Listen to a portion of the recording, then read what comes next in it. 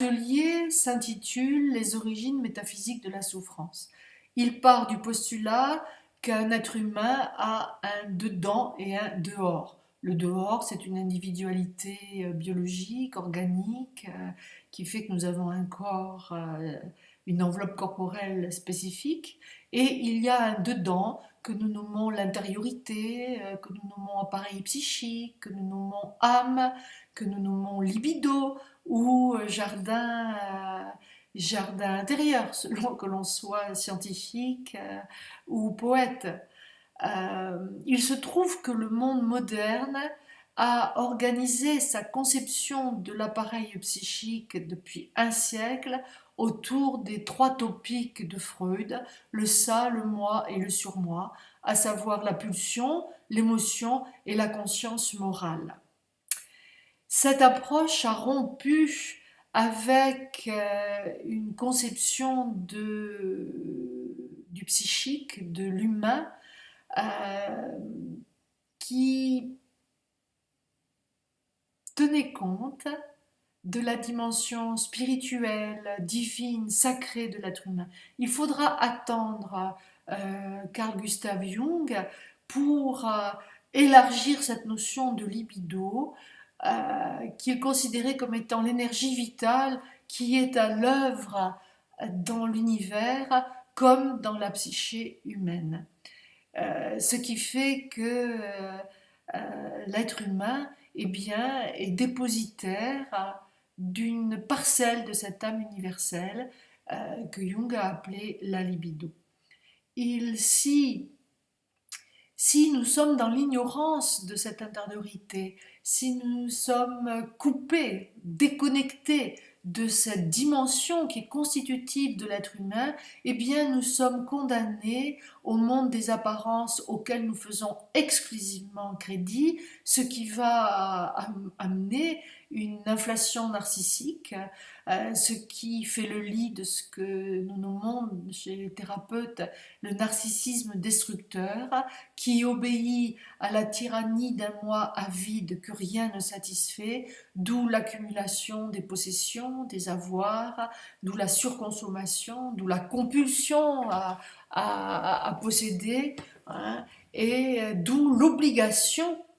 d'être quelqu'un, puisque nous ne sommes personne au dedans et nous sommes impérativement conduits à être quelqu'un au dehors, et tout est bon pour se faire exister, y compris la souffrance, puisqu'il y a de la densité identitaire dans la souffrance, alors pourquoi s'en priver? Voilà, vous voyez, je pose des questions, ou je pose des constats plus exactement, qui vont m'amener à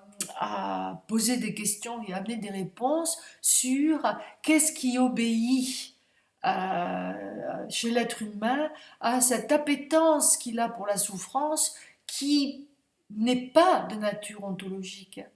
Si je suis prête à reconnaître qu'il existe un mal ontologique, ce que j'aborde dans un autre atelier, la souffrance, elle, non. Ce qui existe dans la condition humaine, c'est la douleur, oui, c'est l'épreuve, ce que nous serons, des distinguos que nous serons amenés à développer dans cet atelier. Voilà, je trouve que ce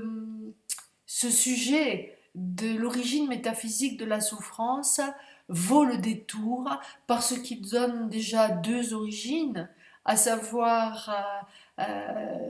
l'ignorance de cette intériorité nous condamne à être quelqu'un, et c'est sans fin, et ça n'apporte pas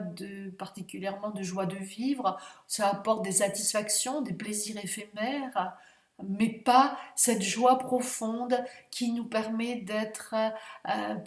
comment dire, dans la gratitude de la vie qui nous anime, hein, et de tous les talents qui nous sont octroyés de par notre naissance, hein. Nous aborderons dans cet atelier aussi que pour pouvoir devenir quelqu'un, nous devons consolider tout ce à quoi nous nous sommes identifiés. Et nous ne sommes pas ce à quoi nous nous sommes identifiés. Alors il y a une deuxième origine à la souffrance, c'est toutes les problématiques d'attachement que la philosophie bouddhique s'est évertuée depuis des siècles à dénoncer. Et ces problématiques d'attachement nous amèneront à faire des incursions dans le parcours historique du petit être qui, encouragé par son environnement, s'est senti obligé de devenir quelqu'un, donc de s'identifier à bon nombre de vécus, d'histoires, de traumas, qui vont lui donner de la consistance, tout simplement parce que il n'aura pas été, comment dire, éveillé à cette intériorité qui le fonde et qui mérite qu'il reprenne contact avec elle.